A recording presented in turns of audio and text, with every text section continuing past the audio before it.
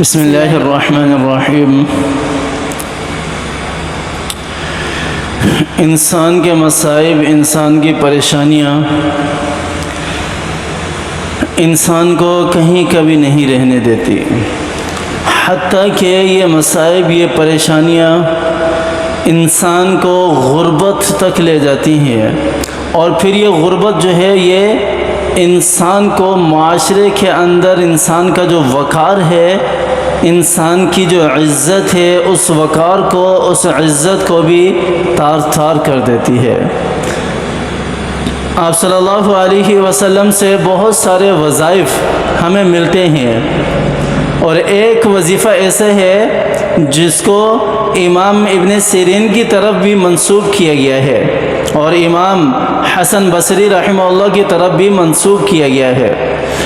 وہ وظیفہ ہم کرنے والے بن جائیں، انشاءاللہ العزیز جتنی بھی پریشانیاں ہیں، جتنے بھی مصائب ہیں ہمارے، چاہے ان کا تعلق ہمارے گھر کے ساتھ ہے، ہمارے رزق کے ساتھ ہے، یا ہمارے کاروبار کے ساتھ ہے، یا ہمارے بچوں کی وجہ سے ہے، یا پھر کوئی اور ریزن ہے، ان سارے کے سارے وجوہات پر، کیونکہ امام ابن سیرین کی طرف جو واقعہ منسوب ہے اس میں یہی بیان کیا گیا ہے کہ ایک شخص آیا، انہوں نے آ کر ان سے کہا کہ حضرت مجھے جو ہے وہ مالی پریشانی بہت زیادہ ہے، رزق کی تنگی ہے۔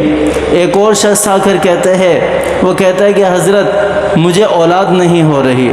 ایک اور شخص آ کر کہتا ہے کہ حضرت گھریلو پریشانیاں بہت زیادہ ہیں۔ اس طرح یہی واقعہ بالکل حسن بصری رحمہ اللہ کی طرف بھی منسوب ہے، جو کافی حد تک اصح بھی ہے، صحیح بھی ہے۔ تو انہوں نے سارے جتنے بھی لوگ تھے، سب نے جب آ کر ان سے اپنی اپنی شکایات بتائیں، اپنی اپنی تکالیف جو ہیں وہ ان کے سامنے رکھی، تو امام ابن سیرین اور اسی طرح امام حسن بصری رحمہم اللہ، ان دونوں نے ایک ہی وظیفہ ان دونوں کو بتایا، بلکہ ان سب کو بتایا کہ آپ استغفار کرنے لگ جائیں، آپ استغفار پڑھنا شروع ہو جائیں، آپ کی ساری پریشانیاں ختم ہو جائیں گی۔ استغفار کب کرنا ہے یہ بھی میں آپ کو بتا دیتا ہوں، کون سا استغفار کرنا ہے یہ بھی میں بتا دیتا ہوں۔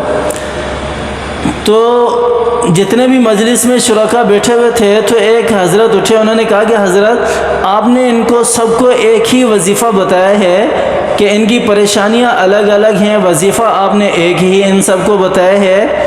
تو انہوں نے کہا کہ سورہ نوح اٹھاؤ قرآن پاک اور کھولو، سورہ نوح کے اندر 10، 11 اور 12 آیت کے اندر اللہ تعالیٰ نے دیکھو کیا ارشاد فرمایا ہے، فَقُلْتُ اسْتَغْفِرُوا رَبَّكُمْ إِنَّهُ كَانَ غَفَّارًا۔ سب سے پہلی آیت اللہ تعالیٰ یہاں ارشاد فرما رہے ہیں کہ اے میرے بندو، اپنے رب سے استغفار کرنا شروع کر دو، بے شک وہ معاف کرنے والا ہے۔ یرسل السماء علیکم مدرارا، بارشوں کی وجہ سے پریشان ہے، بارشیں نازل ہوں گی، استغفار کرنا شروع کر دو۔ وَيُمْدِدْكُمْ بِأَمْوَالٍ وَبَنِينَ، مال و دولت کی وجہ سے پریشان ہے، رزق کی وجہ سے پریشان ہے، اللہ کہہ رہے ہیں استغفار کرنا شروع کر دو۔ اولاد نہیں ہو رہی، اس کی وجہ سے پریشان ہے، اللہ نے کہا استغفار شروع کر دو۔ اولاد ہے، نافرمان ہے، اللہ نے کیا کہا، استغفار شروع کر دو۔ یمددکم باموال وبنین وجنات ویجعل لکم من جنات ویجعل لکم انہارا، پھر اللہ تعالیٰ کہہ رہے ہیں کہ باغات اللہ تعالیٰ اس استغفار کی وجہ سے تمہیں دے دیں گے، اور صرف باغات ہی نہیں، اسے سینچنے کا جو ذریعہ ہے، جو نہریں ہیں، وہ بھی اللہ تعالیٰ تمہیں عطا کر دیں گے۔ اتنی بڑی فضیلت امام ابن سیرین اور امام حسن بصری رحمہ اللہ نے بتائی ہے استغفار کی۔ قرآن کہہ رہا ہے، یہ ان کی طرح منسوب ہے، لیکن انہوں نے قرآن سے یہ استغفار اپنے جو متبعین تھے ان تک پہنچایا، اور انہیں کہا کہ یہ استغفار پڑھنا شروع کر دے۔ اور میرا ماننا یہ ہے کہ استغفار میں بھی یا تو سید الاستغفار جو ہے اس کا ورد کیا جائے، اس کا ذکر کیا جائے، اگر وہ نہیں یاد کر سکتے تو استغفر اللہ الذی لا الہ الا هو الحی القیوم واتوب الیہ، یہ استغفار بھی حدیث سے ثابت ہے، اور اس میں اللہ کا اسم اعظم بھی آ جاتا ہے۔ اس استغفار کو لازم پڑھ لیں۔ پہلی بات تو یہ ہے کہ وقت نکالیں، یا تو سحری کا وقت نکالیں یا عصر کے بعد کا وقت نکالیں، اس وقت میں یکسوئی کے کے ساتھ باوضو ہو کر اس استغفار کو کیا جائے۔ اگر وہ وقت نہیں نکال سکتے تو پھر چلتے پھرتے اس کو اپنا معمول بنا لیں، اپنا معمول بنا لیں کہ یہ استغفار ہم نے پڑھنا ہی پڑھنا ہے۔ اللہ تعالیٰ اس کے ذریعے سے بہت ساری پریشانیاں ہماری ختم کر دیں گے، بہت سارے مصائب اور آلام اللہ تعالیٰ ہمارے ختم کر دیں گے۔ اللہ تعالیٰ ہمیں سمجھ عطا فرمائے اور یہ استغفار کرنے کی توفیق عطا فرمائے۔ آمین ثم آمین، وآخر دعوانا ان الحمد للہ رب العالمین۔